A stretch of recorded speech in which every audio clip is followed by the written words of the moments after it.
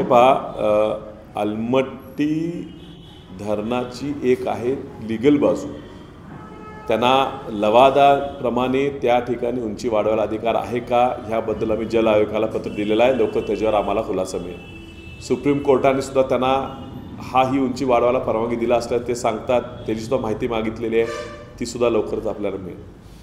कर्नाटक शासनाने ही उंची वाढवल्यावर सगळ्यात जास्त नुकसान हे त्यांच्या राज्यात होणार आहे. त्याच्या राज्यात बऱ्यापैकी पुराचा नुकसान त्या ठिकाणी होणार आहे असं आम्ही वेळोवेळी कळवतो आहे.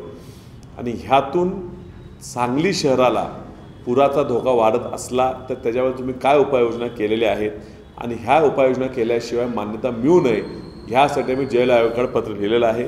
लवकरच विश्वित कदम यांच्या नेतृत्वाखाली DK शिवकुमार जे तिथले मंत्री आहेत आणि उपमुख्यमंत्री आहेत आणि सिद्धरामय्याजी मुख्यमंत्री आहेत त्यांची आम्ही भेट घेणार आहे आणि सांगलीला ह्या उंची वाढवल्यानं काय नुकसान होणार आहे त्या नुकसानाबद्दल त्यांनी काय उपाययोजना घेतल्या त्याची आम्ही पूर्ण माहिती घेऊन त्याच्यावर पुढे आपण विषय बोलतो.